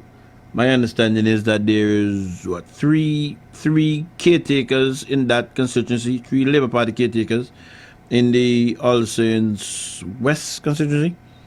One gentleman is, oh Lord, what the last name be again? Burton. There's another gentleman that tell me works for Environment and Lamin. But I'm hearing that I'm hearing things are not looking too good for Lamin. Let me put it that way. I'm hearing things are not looking too good for Lamin. Somebody told me the primary comes up in March, maybe sometime before the middle of March. Is my recollection of what they told me. So we will wait and see what happens. What happens come the primary, the day of the primary. The gentleman who was telling me that he can bet me that Lamin Naga contest. Well, I don't really know. We will just wait and watch and see. But I would assume that they're in the constituency campaigning and registering. I think there's some kind of registration they do, register people to come and vote or whatever the case is. So that is ongoing. So we will watch and see what happens come the end of the primary over there in All Saints West. You know, there's a running joke saying that you know what, Dave? No, not go on the road. But for those of us who listen, what's happening as we're talking about the leadership, I'm not sure if the Labour Party is going to be having a leadership convention. Oh, a leadership convention. I'm not sure. Beef, what is your sense on the ground? Labourites don't seem to want Lamin. That seems consistent. I'm hearing that too. Only those on the radio land seem to support him. I kind of hear that too. But you know, everybody, I guess they have a constitution, and the constitution sets out the process that everybody who has the desire to contest. And at the end of the day, one thing for sure, come sometime in March, middle of March or thereabout, we will know for sure who want him from who don't want him, or who want who from who don't want who.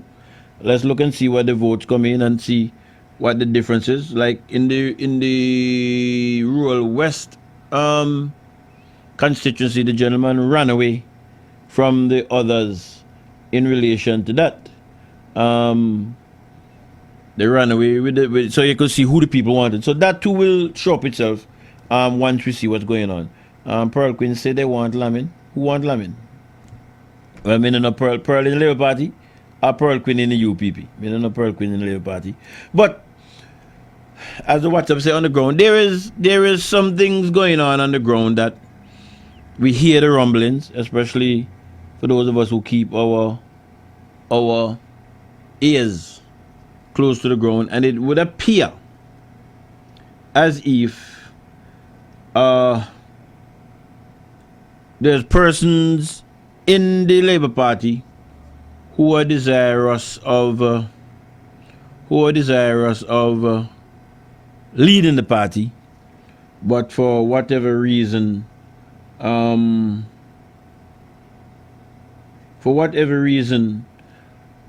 they're afraid to push up their head. For whatever reason, they're afraid to push up their head.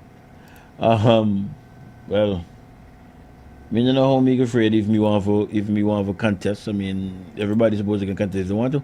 Beef, I don't believe that you would make a good candidate or be able to bring home the seat for Labour Party. That means I have a Beef, I don't believe that you wait.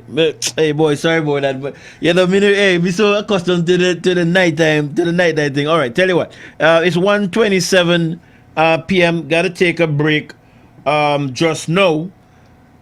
So what I'm going to do, we're going to go to the break, And then when I come, it's 1:30. Ready, boy? Wow, time fly when having fun, right? Gonna go to the break, and then when we come back, it's straight flight. We don't have another break between now and 2 o'clock. All right, so it's straight flight to 2 o'clock. And could I do maybe about a little 10 minutes extra if I have anything to do? A little 10 minutes extra. That's all right to finish up what I'm doing here. Or 2 o'clock, 2 o'clock when the day shift. Nighttime I work as I'm like, well, how we working 2 o'clock? Can work like that? All right. If I can, I'll try my best to finish up what I have here by 2 o'clock. If not, we'll just go over a little bit. It's 1:20, 2 more minutes to go. Let me just read this comment here. Beef, if I don't believe that you would make a good candidate or be able to bring home the seat for Labour Party, that means I have a personal problem with the gentleman? I don't think so. I don't understand why people are like this. Lamin cannot bring home that seat, and that's just the truth. People believe politics is friend and company, and not a game of popularity and numbers. All right, I understand what that person is saying, and you believe Ari and Regis can bring home the seat in All Saints West. I don't know Ari, because Ari is the one that works at the thing there, and the guy Regis is Burton guy. I don't know. Even of them can bring home the seat in All Saints West. The question is who has the best chance. That's the question. But I don't think that that's sometimes the small-mindedness of how we are here sometimes. Because I believe that Trevor can do that. That means I have something personal against Trevor. You know what I mean? That's not how it works. Anyway, it's 1:29 p.m. We're going to go to the break now, and we come back on the other side.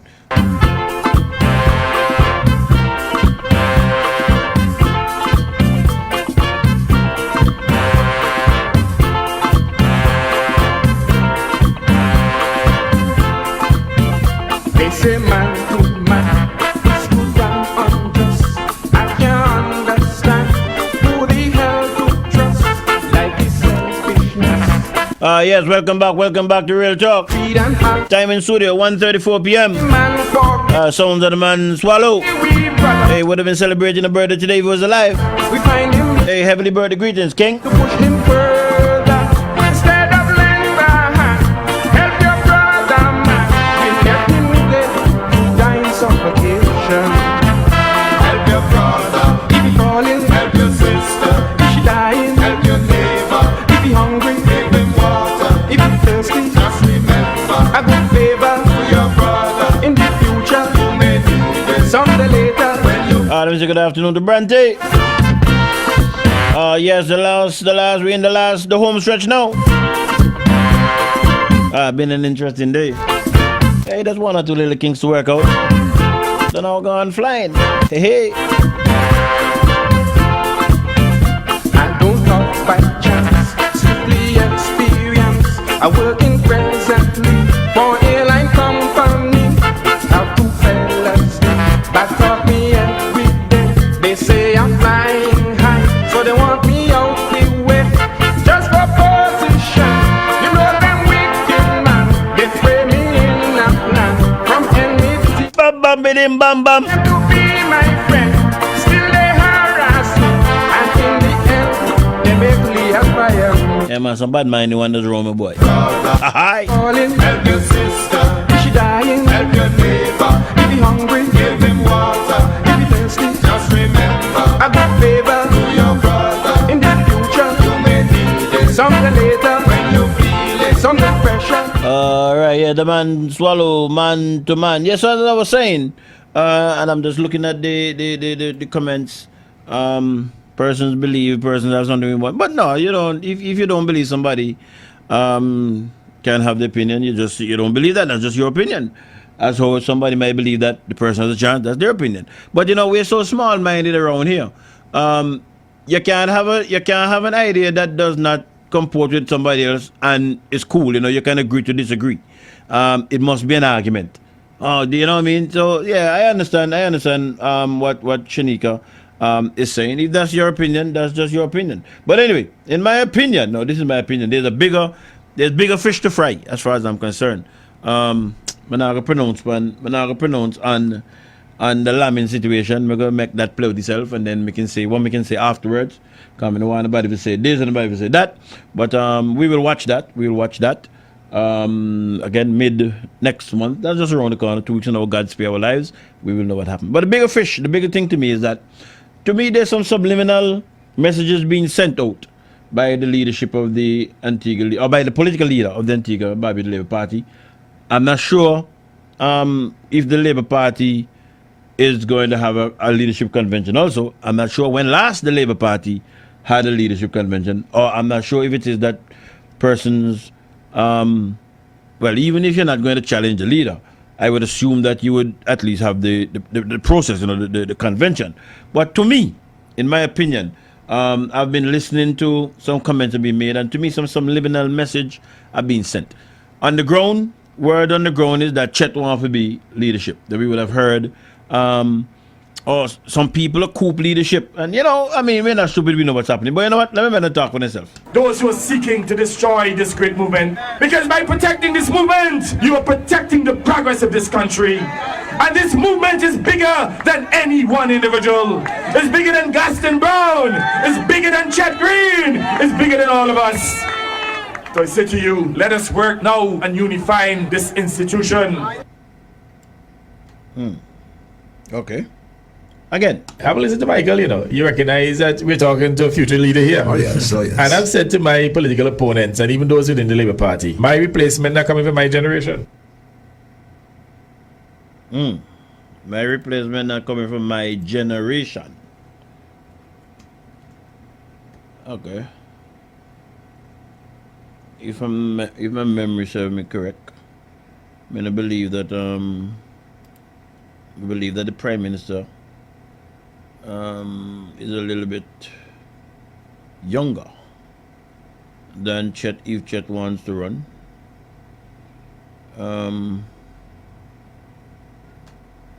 That's another message there. I don't know. What would a reasonable person surmise, having heard that?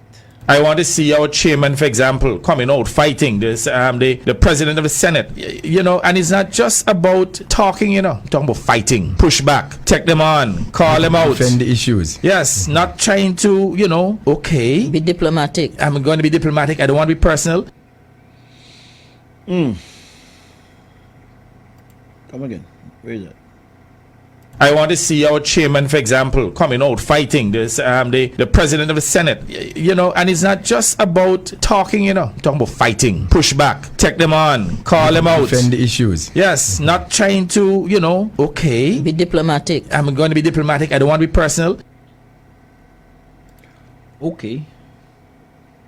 Whoever wants to be offended by whatever I have to say, that's their problem. All I want to say to our comrades and our well-wishers, don't be second-guessing me, because this time around, you may find me to probably be on an arrogant side. I don't come here and speak bad language, okay? I hear all kind of debased language all around the place, and those who taking a moral high ground and trying to probably say, Prime Minister, you shouldn't say that. Why you don't go tell them, our opponents, not to say the things that they're saying, which are just totally debased. No one can say that I ever use any grotesque language in any for. So I want to warn those self-righteous ones. And you know what I recognize about them, especially those who come is fight. They don't want to fight, They don't want to fight. They don't want to dirty their hands. Yeah, one or two of them are cooping leadership. So they're trying to play statesmen, and they can't touch certain things. And they're telling people behind my back, oh, he from Point. I'm more cultured than them. And I know the game that they're playing, But I just ignore them. Because at the end of the day, they can't raise their head. And they know that. What they need to go out is go out there and fight for the institution. Go and fight. Because this idea that everybody in the Labour Party, the senior members of the Labour Party, going to be statesmen and stateswomen, and they don't want to fight, and they expect us, people like you, Donna, me, Colin O'Neill, and so on, to carry the fight, and they just sit back and play diplomats. That's not how politics go. Really? Let's go again. Whoever wants to be offended by whatever I have to say, that's their problem. All I want to say to our comrades and our well-wishers, don't be second-guessing me, because this time around, you may find me to probably be on an arrogant side. I don't come here and speak bad language, okay? I hear all kind of debased language all around the place, and those who taking a moral high ground and trying to probably say, Prime Minister, you shouldn't say that. Why you don't go tell them, our opponents, not to say the things that they're saying, which are just totally debased. No one can say that I ever use any grotesque language in any before. So I want to warn those self-righteous ones. And you know what I recognize about them, especially those who come with, is fight. They don't want to fight, you know. They don't want to fight. They don't want to dirty their hands. Yeah, one or two of them were cooping leadership. So they're trying to play statesmen, you know, and they can't touch certain things. And they're telling people behind my back, oh, he from Point. I'm more cultured than them. And I know the game that they're playing, you know. But I just ignore them. Because at the end of the day, they can't raise their head. And they know that. What they need to go out is go out there and fight for the institution. Go and fight. Because this idea that everybody in the Labour Party, the senior members in the Labour Party, going to be statesmen and stateswomen. And they don't want to fight. And they expect us, people like you, Donna, me, Colin O'Neill and so on, to carry the fight. And they just sit back and play diplomats. That's not how politics go. Oh, okay. All right. So that's the that's the elephant in the room that a lot of people might be a little uncomfortable in speaking to. Just as how we're tracking the Labour Party, we're going to be tracking the UPP to hear what's happening there. One thing, I'm just listening to these clips, and one thing that is, how should I put it, boy? One thing that is interesting to me, and I must try to see if I get a copy of the what do I call it, the constitution for both parties. I must try to see if I get a copy of the constitutions for both parties, because I'm sure that elections and all them kind of things there are spelled out in the documents as to when they should be held and what should happen and them kind of stuff. And I don't understand what is meant by they can't raise their head. I don't understand that. What is meant by that? I don't understand that. Good afternoon, caller. Bill. Japonkin. Yeah, you can remember when Papa Bird lose 1971 leadership after going forward to 1976, if anyone challenged Papa Bird? Well, me now remember I got it telling me a little boy. But from what I hear from what I hear, what I heard, from what I heard from the elders, I think Papa Bird lost running down in city, rural west, and I think I heard that they lose by George Walter, brother, Selvin Walter, and I think I heard the gentleman that was running. Go see the goal. After Selvin Walter in the showdown, after them nobody challenged Papa Bird, and Papa Bird put DC Christian, right?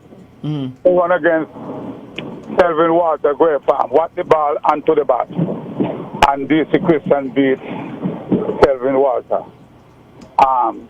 with George Walter, brother. You understand? And then Baldwin came and beat DC Christian. You know, Baldwin stand up like a giant now. You know, Baldwin never lose. He never lose? No, Baldwin never lose. Baldwin beat DC Christian, and then he beat Bacchanal Walker. Then also he beat Gail Christian. Then he beat, you know Tony Rose going to the ring. Yeah, but why he retired before he retired before he lost? Yeah, he lost. He lost by Baldwin. By Baldwin Spencer. I know, but that Baldwin Spencer won the last winning by London Benjamin. Right. So he lost to London Benjamin. Baldwin lost by London Benjamin. I'm asking. No, Baldwin resigned. Oh, he retired. Okay, all right. But London Benjamin come very close.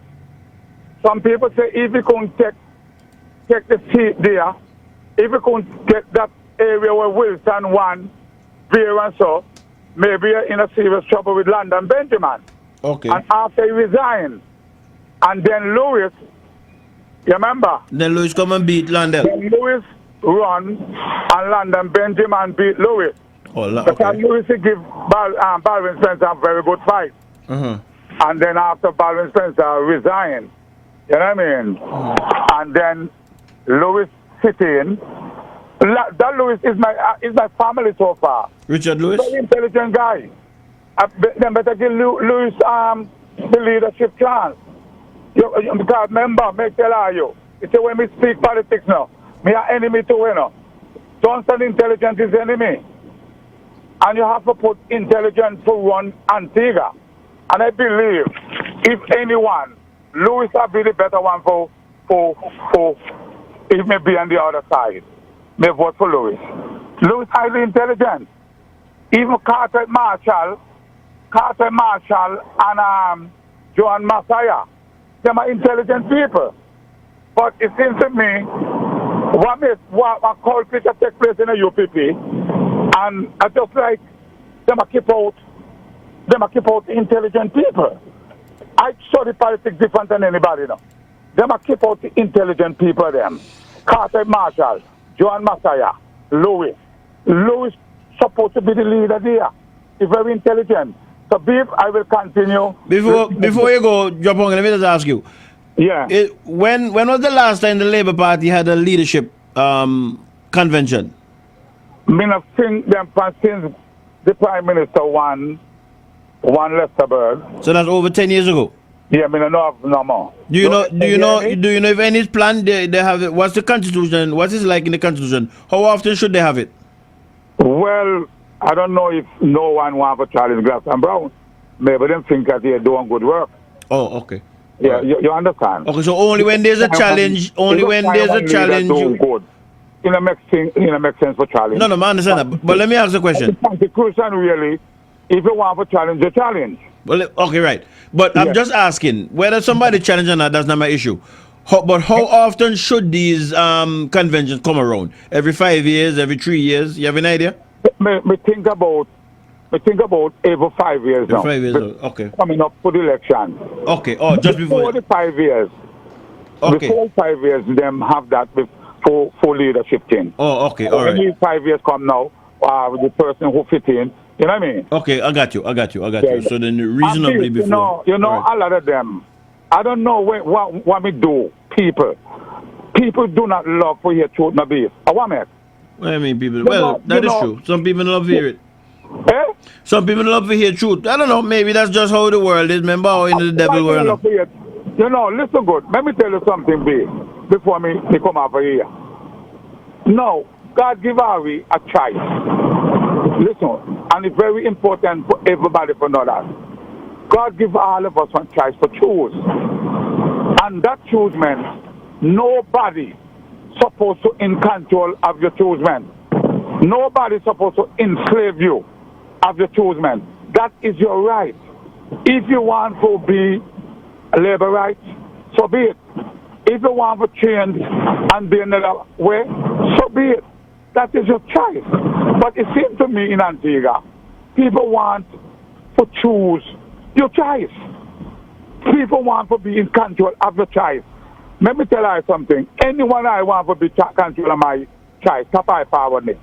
That choice God gives me. And whatever me want to choose, me choose. And Beef, continue. All right, man. Take care. Okay, man. All right. Let me go to the WhatsApp board. Beef, Trevor Young say he's a best-selling author.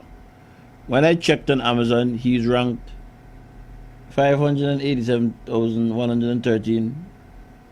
Wow, okay.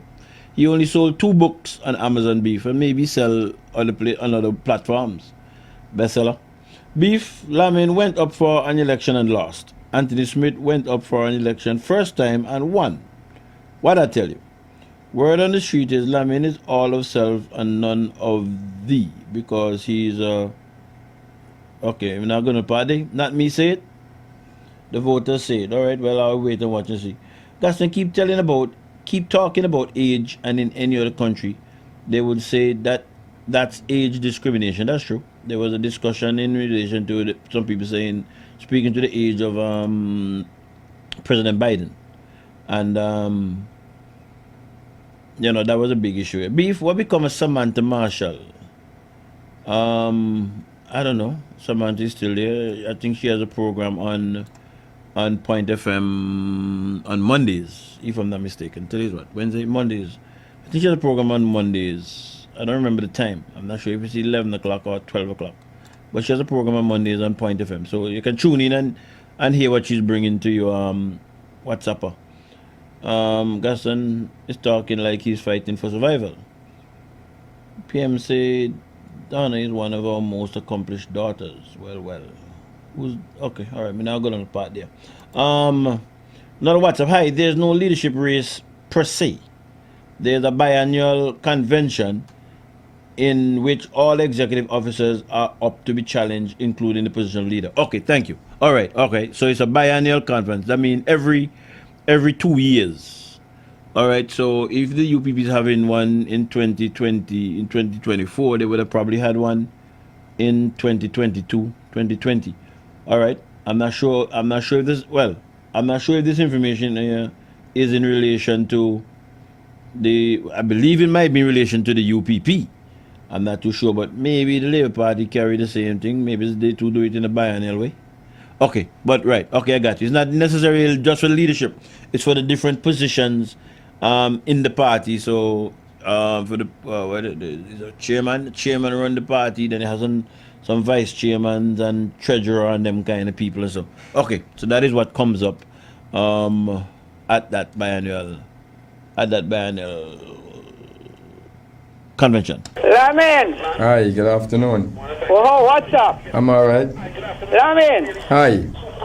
Turn down your volume quickly. I am. Lamin. Hi. How you gonna go back and campaign in thing and tell the people? What you gonna tell them this time? Because I stand. After you had tell them the first. No, I'm not confident. I'm just saying. No, I stand on truth. I stand on truth. Okay. And what I stand for today, what I stood for a few years ago is what I stand for today. But I stood for people. I put my political career at risk. I jeopardized everything because I wasn't going to be a hypocrite, knowing that I support the university and clandestinely I'm just following my party. I would never do that. I just wanted to know. Well, I just answered you. When you go back to campaign, because I had a contestant that did that to me. Tell me how Labour was the worst thing since in the history, and then 8 years later come back and tell me that to vote for them. Okay. So I was just wondering. Well, I stand on truth. My answer is I stand on truth. No, come. I just want to know. Okay, but you're asking me, so I have to answer. Yeah, I understand. No, it's not. I just figured that. Okay. I don't know, because if I was in that constituency and you came to me, I'd close my door in your face. No problem. See you. Have a nice all right. day. Okay. And good luck. Hope you win this time. And it can't happen. Okay. All right. If let's say me and Knight, you know, Dave, not comment on it. Just leave it like that. Well, we will wait and see what happened come mid next month.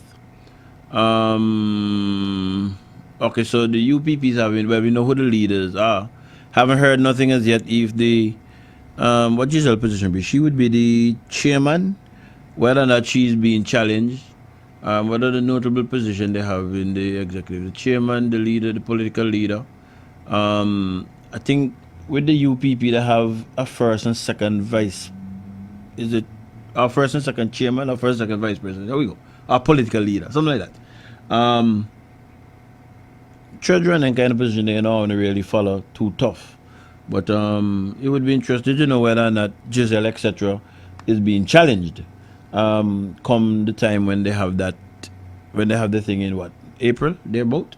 It would be interesting to know that. And I will ask in relation to the Labour Party, when is their convention? I'm not sure if it's a biannual thing or a annual thing. I believe it can be an annual thing because I want to hear something about that already.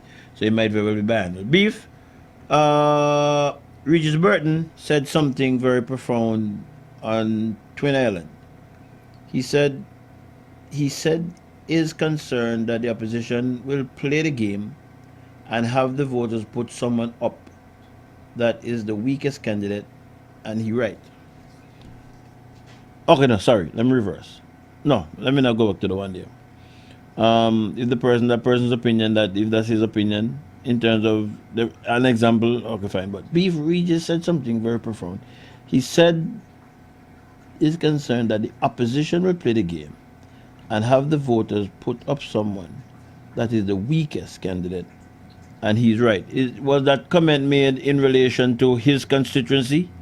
All Saints West. Was it Regis Burton's opinion that of himself, the other gentleman, Lamin, and Smith, right? Anthony Smith, is Regis saying that he believes of those four, Anthony Smith is the weakest? I don't know. Well, I see the person typing, so they could probably tell me if that's what he's saying. Everything I hear, every time, I think it should be every time, I hear that clip with Lamin, it vexes me. Driftwood and Trevor said all three of them were sidelined. Driftwood and Trevor said all three of them were sidelined and had to leave the party because they supported Richard Lewis for leader. All of a sudden, he left because of his support for Huey, the Matson. He did numerous interviews after leaving UBP, including one on ABS. The clips are still there, and not one time in those interviews Huey was mentioned. Okay, well, if Huey mentioned, no. Lamin! Hi, good afternoon. Oh, what's up? I'm all right. Lamin! Hi. Turn down your volume quickly. I am. Lamin! Hi. How you going to go back and campaign in thing and tell the people? What you going to tell them this time? Because I stand... After you had tell them the first. No, I'm not confident. I'm just saying. No, I stand on truth. I stand on truth. Okay. And what I stand for today, what I stood for a few years ago is what I stand for today. But I stood for people. I put my political career at risk. I jeopardized everything because I wasn't going to be a hypocrite, knowing that I support the university and clandestinely I'm just following my party. I would never do that. I just wanted to know. Well, I just answered you. When you go back to campaign, because I had a contestant that did that to me, tell me how Labour was the worst thing since in the history. Mm-hmm. And then 8 years later come back and tell me that to vote for them. Okay. So I was just wondering. Well, I stand on truth. My answer is I stand on truth. No, come. I just want to know. But you're asking me, so I have to answer you. I understand. No, it's not. I just figured that. Okay. I don't know, because if I was in that constituency and you came to me, I'd close my door in your face. No problem. See you. Have a nice all right. day. Okay. And good luck. Hope you win this time. And but it can't happen. Okay. All right. Oh, all right. Okay, now I'm understanding what the person was saying. The text, the WhatsApp was saying in terms of the weakest candidate. Beef Pearl Queen say out her own mouth that they want Lamin to win. That would be they want Lamin to win the primary, the Labour Party primary, and run against Smith. All right, Beef, how Lamin expect Labourites to vote for them when it cost them once upon a time? I hear a clip on Observer of the many vile things Lamin said about the PM, Michael Brown, etc. Wow. Well, these things happen. That's suppose we can say these things happen. I remember Eddie Matthew, the late Eddie Matthew from Matthew at the Parts. We used to hang out together, me, him, and some other persons. And one thing Eddie Matthew does tell us: when I and a girlfriend in an argument, careful what I say, because when I don't cushy, I gotta make up, and when you make up, you don't say what I say. How you gonna deal with that? So when I heard, I'm thinking another clip that the person is talking about. Maybe Eddie Matthew shouldn't have been talking to Lamin. Maybe Eddie Matthew shouldn't have been talking to Trevor Young. Maybe Eddie Matthew shouldn't have been talking to Trevor Young. Be careful what I say, because sometimes they come back to haunt you.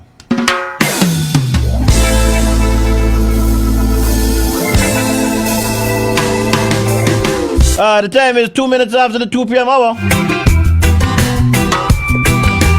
This is the end of the road for me.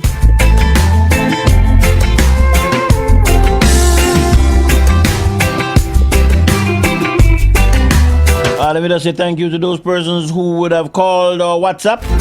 Hey, thank you for staying the course with me today. Hey, to the silent majority. Hey, those people who are just listening, you know, now we call on nothing.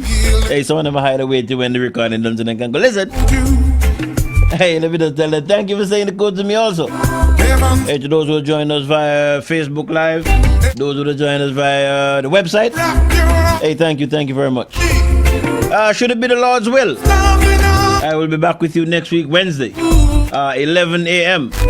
Yeah, well, now the kinks, they're easy to work with, I can work with them, then the easy. You know, when they're good, that's good, you know. I remember me saying that and using that. Yeah, so God's will, next Wednesday at 11 a.m.